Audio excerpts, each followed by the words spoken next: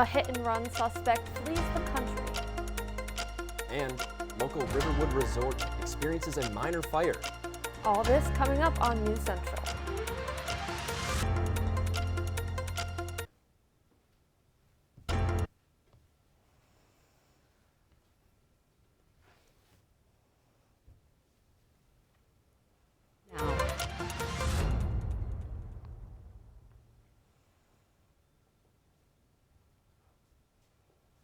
Good evening and welcome back to News Central. I'm Charlie Fawcett. And I'm Kylie Shapansky. For our top story today, we have a murder revenge gone wrong. A Grand Rapids man convicted for attempted murder after shooting a man he believed killed his 16-year-old son. However, prosecutors say the victim was the wrong person. Suspect Anthony Webb was convicted after a 2-day trial in Kent County. Officials say Webb seriously injured 26-year-old Zachary DeGroot this past year in July, shortly after his son's death. Prosecutors say it was a cause of wrong place, wrong time for DeGroot, who happened to look like a man who allegedly killed his son. DeGroot had recently moved to the Grand Rapids area and was returning home from a job interview when he was shot multiple times by Webb. Assistant Kent County Prosecutor Elizabeth Barlett says DeGroot recovered but now carries emotional scars. Federal investigators helped the Oakland County Sheriff's Office following a hit-and-run that killed a Michigan State University student. The victim, Ben Cable, was struck by a white BMW early in the morning on New Year's Eve in Rochester Hills. The suspect, now identified as Tub Team Housen, was driving down the road when she allegedly hit Cable. Now, according to travel documents reviewed by the FBI, Housen fled the country 2 days after the incident. She bought a one-way plane ticket to Dallas-Fort Worth Airport, where she then left and returned to her home country of Thailand. Already with a felony warrant for failure to stop at the scene resulting in serious impairment or death, authorities say there is probable cause to charge Housen for felony of interstate flight to avoid prosecution.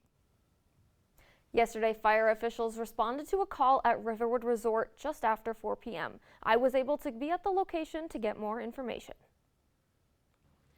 Today, there was a small fire here at Riverwood Resort in Mount Pleasant that disrupted normal operations, including a high school bowling tournament. At the time of the incident, Riverwood was hosting 3 high school bowling teams. Resort owner John Somerville says no one was hurt in the isolated fire. Small cardboard fire in one little room, and it's all put out now. The fire trucks are leaving. Mount Pleasant Fire Chief Doug Lobsinger says the fire broke out in a storage room and no one was harmed. No injuries, and we were able to get here quick enough to put a knock on the fire so it didn't get inside to the structure and actually do damage inside. It's back to normal as it is right now. We're going to stay closed today, and then we're open back up tomorrow. I'm Kylie Shapansky for News Central. Mount Pleasant fire officials are still investigating the cause of the fire. As a part of Central Michigan University's celebration of Black History Month, CMU will be hosting the 2nd annual Black Hair Care event in the Bovey University Center. The event will be taking place from 7 to 9 p.m. tonight, where guests can learn about the history and cultural importance of black hair. The event will also be giving out free hair care products, with local stylists from the area giving demonstrations using said products. CMU junior and event organizer Mac Osborne says the main goal of the event is to raise awareness about the lack of black hair care products in Mount Pleasant, as well as to provide students with knowledge and products to take better care of their hair. The event is hosted by a multitude of different organizations around campus, and you can sign up for your spot on Engage Central. This coming Monday is World Radio Day. According to their website, on World Radio Day 2023, the United Nations Educational, Scientific, and Cultural Organization highlights independent radio as a pillar for conflict prevention and peace building. The student-run radio station here on campus, WMHW, is hosting a craft and care session in the University Center. Crafts will include bracelet making and coloring, and if you bring a pre-packaged snack to donate to the Isabella County Restoration House, you can pick up a free CD. I will also be conducting a live interview with Hope May, a philosophy professor on campus, and Dr. Andrew Blum, the co-director for the Institute of Transformative Dialogue, to talk about radio in conflict prevention and peace building. This event will be from 5 to 7 p.m. in the UC Lakeshore 125, or you can tune in to the Mountain 91.5. Governor Whitmer unveiled a $79 billion budget plan for 2023. The budget includes $19 billion from the school aid fund and $14.8 billion in state general funds. Some of the most significant uses in the state general aid are $500 million towards both better drinking water and business incentives. For school aid, part of the budget is putting $140 million towards the Michigan Reconnect, which is a program that offers free community college for students that do not have a college degree between the ages of 21 and 25. Well, while Whitmer deals with the budget, we still have to deal with this weather. Yep, I'm really getting sick of this snow. Giselle, will we be getting any sun soon? I'll let you know after the break. I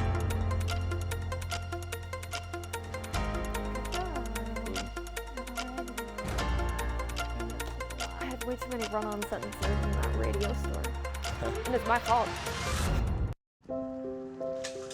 I want to eat apples and bananas. I need to eat apples and bananas. Why can't I eat apples and bananas? Support the Feeding America nationwide network of food banks to help provide meals to those in need. Join us at feedingamerica.org. Hi, I'm Smokey Bear, and I made an assistant to help you out, because only you can prevent wildfires. Hey, Assistant Smokey Bear, call me Papa Bear, because I'm grilling up dinner. Do you get it? Yes, good job. So, what should I do with all these coals? Don't just toss them out. Put them in a metal container because those embers can start a wildfire. I understand. The stakes are high. Ha ha ha ha. See, Smokey thinks I'm funny. Hey, Bobo, do trees tell each other stories? I'm sorry. I'm afraid I don't know that. Hey, why don't we go find out? Listen. Do clouds take naps? I couldn't tell you. Dad, do stars visit their friends? Look!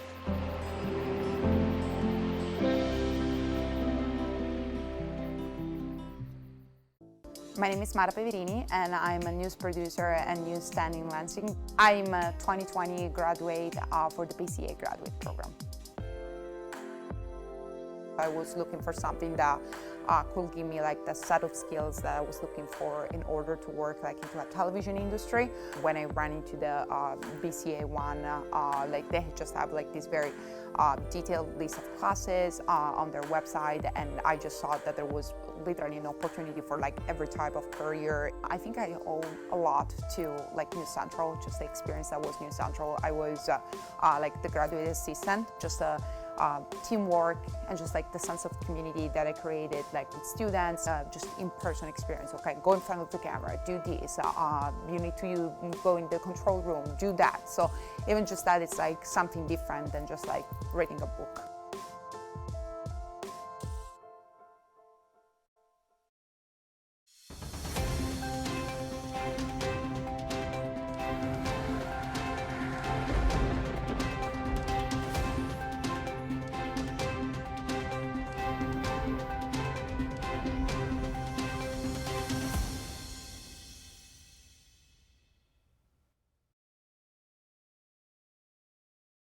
Hello, I'm Giselle Saab, your weather specialist. Let's begin with the Skycast. Currently, we're having some light clouds and some lake effect snow. You can see it's patchy across Mount Pleasant. Please be cautious while driving in case of slippery conditions or low visibility. Now moving on to our campus cam, you can see the temperature is 28 degrees with a dew point of 25 degrees, which makes sense because we're experiencing some snow showers.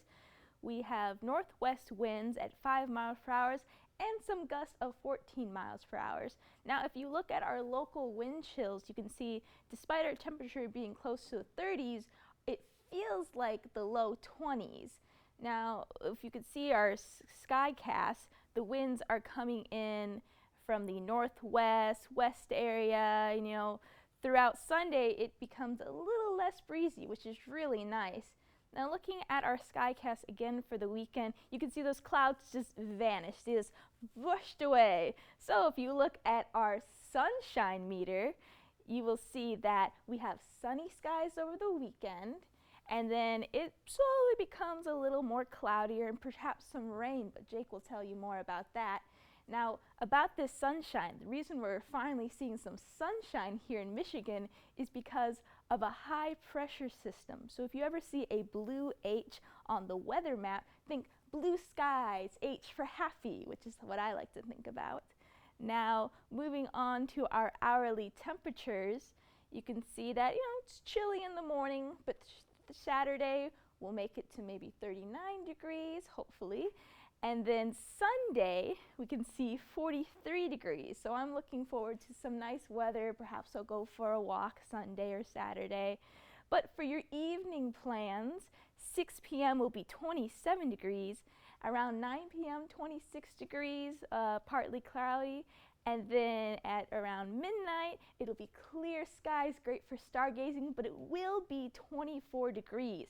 So let's look at our outdoor checklist. So like around the low 20s, partly cloudy. It really depends when you go out tonight.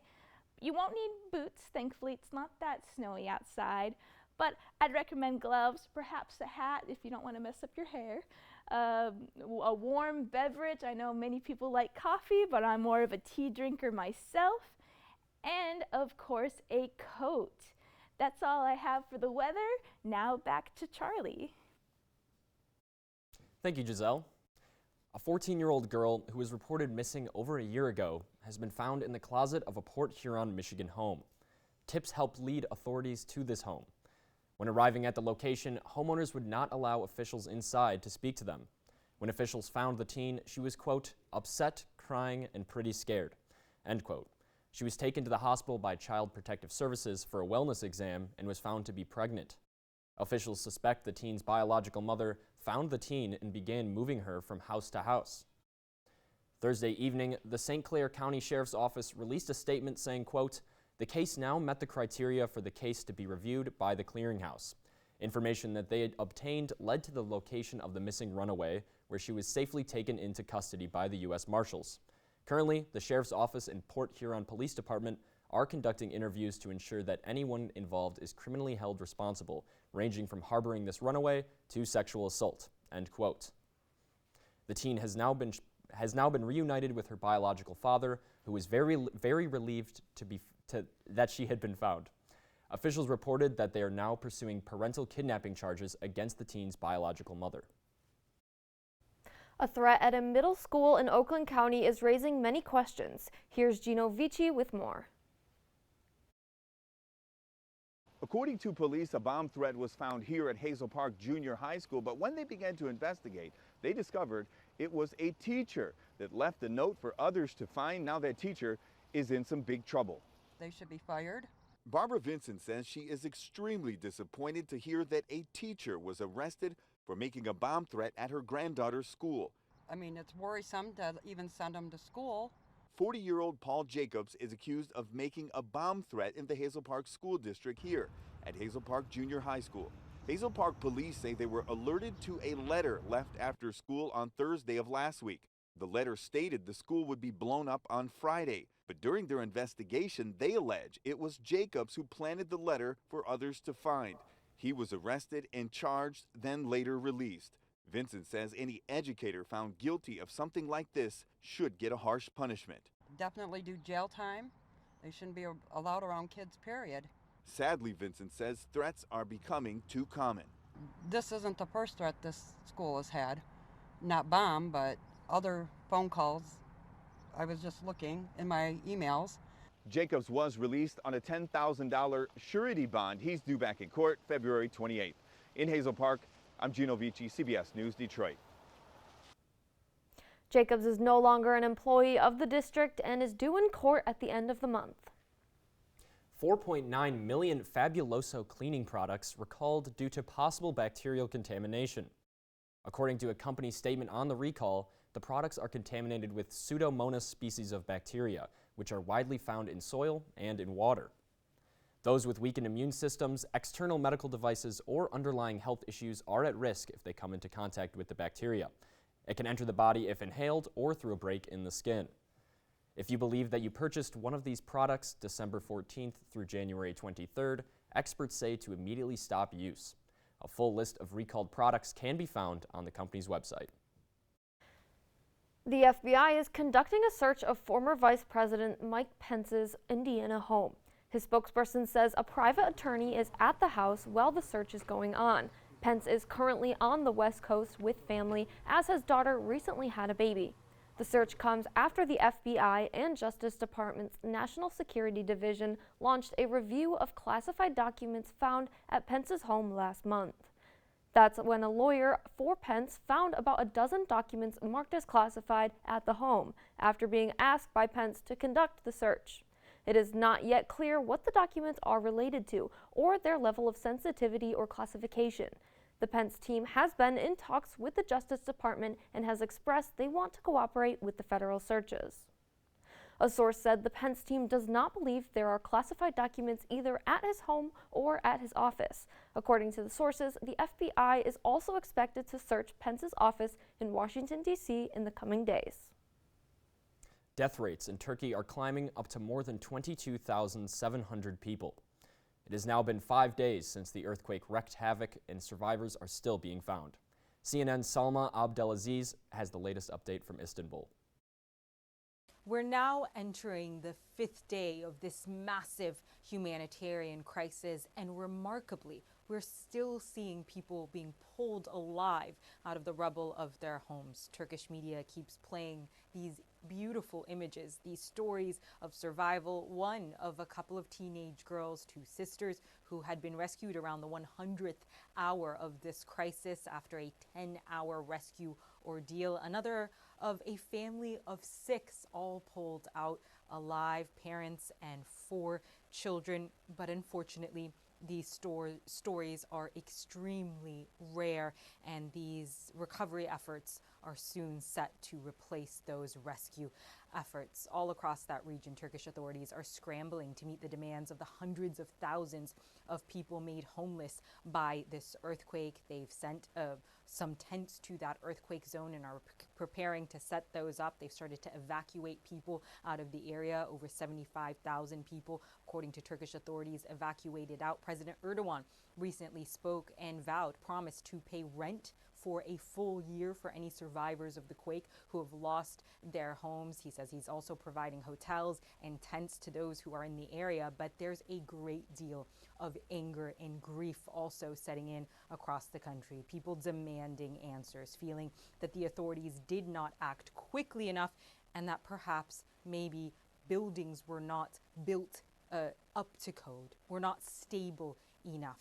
All of these questions, of course, dogging President Erdogan as he handles one of the biggest disasters in a century for this region. Salma Abdelaziz, Istanbul. We will continue to bring you updates as they become available. Russia has endangered a nuclear plant in Ukraine by draining a reservoir. Their actions have put the drinking water in Ukraine at risk of being affected, as their water levels have plummeted down since the beginning of December. This could lead to hundreds and thousands of Ukrainians living conditions and 500,000 acres of land to suffer. There's a lot going on in the world right now. Yeah, but let's bring it back home for a second. Jack, what's going on in sports? There's a lot going on in sports, Kylie. Super Bowl Sunday is this weekend. Obviously, everyone's very excited to get their chips and dip and wings out with that. Absolutely. And then NFL honors last night. We'll touch on all that and a little bit more coming up right after this.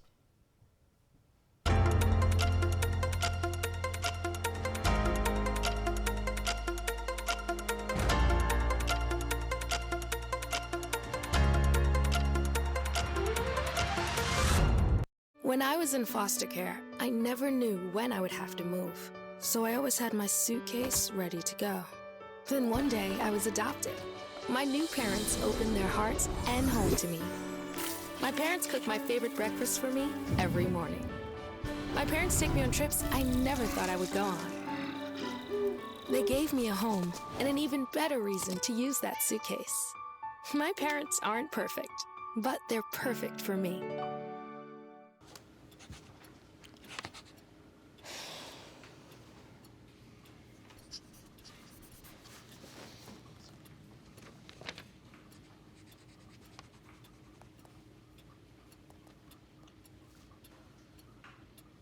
If you love them enough to relearn math so you can teach them math, then surely you'll check nhtsa.gov/the-right-seat to make sure they're correctly buckled in the back seat.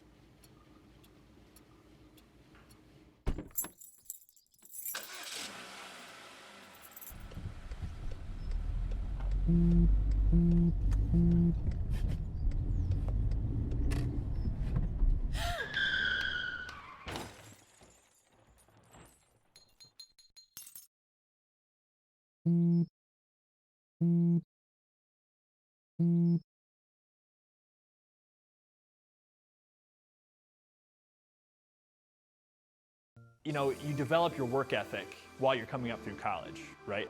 There are so many different ways to get involved at Central. As a graduate from the BCA program, I would describe my fellow graduates, and hopefully myself, as extremely professional and knowledgeable, and at least go-getters. You know, there are always things you don't know in the field or you need to learn along the way, but graduates of CMU are quick learners, and if they're coming out and graduating that class, you better be sure that they are at least willing to get their hands dirty and learn once they hit the field. The day-to-day of my job is never the same. Because every project that we have coming into the studio is always different. I could be in the field on location for a shoot. I could be in studio working on the green screen behind me. I'll be in our edit bay, which is just off camera this way. It's cool to say that I still work in that field after focusing on that in school. I'm Cody Stauber, and I'm a graduate of the School of Broadcast and Cinematic Arts at Central Michigan University.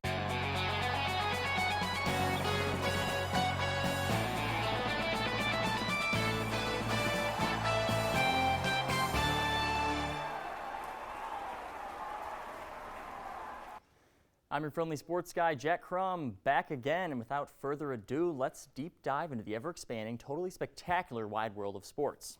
We start today with football's version of the Oscars, the NFL Honors, which was held in Phoenix, Arizona last night and hosted by singer and television personality Kelly Clarkson. Among the honors awarded was Offensive and Defensive Rookies of the Year, which was clean swept by the New York Jets rookies. Receiver Garrett Wilson took home Offensive Rookie of the Year, whereas East Side Detroit native Ahmad Sauce Gardner won Defensive Rookie of the Year. Gardner edged out Metro Detroit native and Detroit Lions rookie Aiden Hutchinson for the award. Other awards announced included Coach of the Year, which went to Giants Brian Daboll, Offensive Player of the Year, which was awarded to Vikings receiver Justin Jefferson, and Defensive Player of the Year, which was given to 49ers end Nick Bosa. The most prestigious awards given out later on that night included Chiefs quarterback Patrick Mahomes taking home his second most valuable player award, and Cowboys quarterback Dak Prescott being awarded with Walter Payton Man of the Year. With the honors out of the last NFL event of the 2022-2023 league year is the biggest event of all, the Super Bowl. The 56th edition of the big game will be held this Sunday at 6:30 live from State Farm Stadium in Glendale, Arizona. Going at it will be Jalen Hurts and the NFC champion Philadelphia Eagles, who will face off against the MVP Patrick Mahomes and the AFC champion Kansas City Chiefs. The Eagles, who are 1.5-point favorites, are back in the Super Bowl for the first time since 2018, when an entirely different team, coached by an entirely different staff, won a barn burner over the New England Patriots. Philly, now facing former longtime coach Andy Reid, will try and capture their second ever Super Bowl title. On the flip side, the Chiefs are back in the big game for the third time in 4 years, the previous 2 times holding very different endings. Back in 2020, the team won their first Super Bowl in nearly 50 years. Since that storybook season, it's been a series of unfortunate events for KC. After getting back to the big game in 2021, the Chiefs were battered, bruised, and bullied by Tom Brady and the Tampa Bay Buccaneers. In the year after, the team was upset by their rival, the Cincinnati Bengals, in the AFC Championship game. This year, no Bengals upset, no Brady time travel. It's been all Chiefs as they march towards potential second championship. Both teams who finished respectfully as 1 seeds in their given conferences get the opportunity to battle it out for football supremacy on the biggest stage of all. From the world of the NFL to the crazy unhinged madness that is the NBA. Yesterday, to reporters' delight, the NBA trade deadline passed, and let me tell you, it was the wildest one ever. Among the countless moves around the league this past week, a grand total of 12 trades were agreed on during the last 24 hours leading up to the deadline. Kicking off the madness, per usual, the Los Angeles Lakers, who agreed to a 3-team trade which yielded them guard D'Angelo Russell for Russell Westbrook and assets. The biggest deal of the week went to the Phoenix Suns, who acquired NBA superstar Kevin Durant for Mikal Bridges, Cam Johnson, and draft capital. Our lowly Pistons, sitting at the bottom of the Eastern Conference, made only one move. They traded Sadiq Bey in a three-team trade and acquired former number 2 overall pick James Wiseman.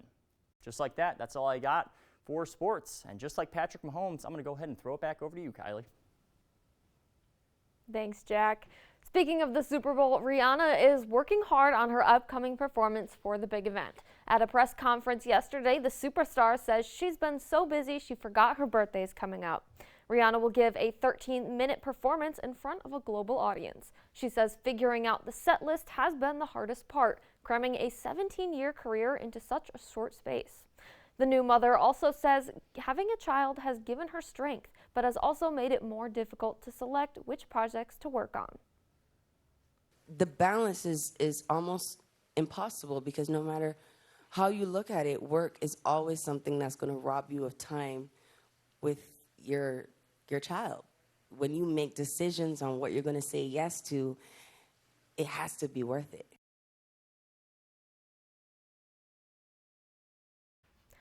The Super Bowl will mark Rihanna's return to the stage after a 7-year absence from live performances. Her last album was released back in 2016. She recently welcomed a new son with partner A$AP Rocky. We're now going to send it over to Jake with our final look at weather. Thanks, Kylie. Now I'm going to start things off with something a little different for this semester. We're going to take a look at our 7-day forecast right off the bat right now, where this weekend we're seeing clear conditions in those lower 40s, upper 30s, and even heading into early next week for Valentine's Day, those temps are still going to be rising before the mid part and end of that week when we'll see the rain start to return. Let's take a look at our skycast right now. As Giselle was saying, those lake effect snow showers will be moving out of our way and will be replaced by a large area of high pressure. We can see it right now affecting Iowa and most of course, the mountains over here, and it's going to be moving our way and keeping things fairly dry for that large period. Now let's take a look at Valentine's Day, which will be coming up next Tuesday, where right now we are forecasting again that high at 45 degrees. And so it's going to be pretty tepid. So if you got any date ideas that are possibly outdoors, don't be too worried. It's not going to be too bitter. Now let's take a look at our precipitation outlook, as even though I'm telling you it's going to be pretty dry for the next 5 or 6 days, for the next 8 to 14 days, that chance for precipitation of our precipitation outlook from NOAA is actually above average. And we're going to be seeing that 1-2 punch with some showers as we take a look at our Euro skycast. Again, this weekend, fairly dry. It's not until we get into early Wednesday morning when we see that large band right here of rain move through, very widespread for our state, and we'll be sitting there for most of the day. And then into Thursday morning, another punch of another low pressure system, which is going to be bringing another large amount of rain for the next 2 days there. Now, I can't really tell you right now about how much rain we're getting, but I can break down for you when that rain is going to be most widespread, and that's not until the end of the week, Tuesday night into Wednesday at around 40 to 60%. But Thursday, during the day, 60 to 80%, that's when we're going to be seeing that larger chance for larger accumulation totals. But we'll be keeping you updated on that as we head into the next part of next week. But we're going to end things off today with our campus cam. Right now, again, you can see the sun trying to peek its way out right before it sets. But again, the snow showers look done, and it looks like a great way to start our Super Bowl weekend. So, I mean, it's going to be a really nice weekend. I mean, I know we're going to be sitting indoors for Super Bowl weekend, but if you're going to get outside, I mean, I would say get outside for a few seconds. Oh, yeah. All right, who's everybody rooting for?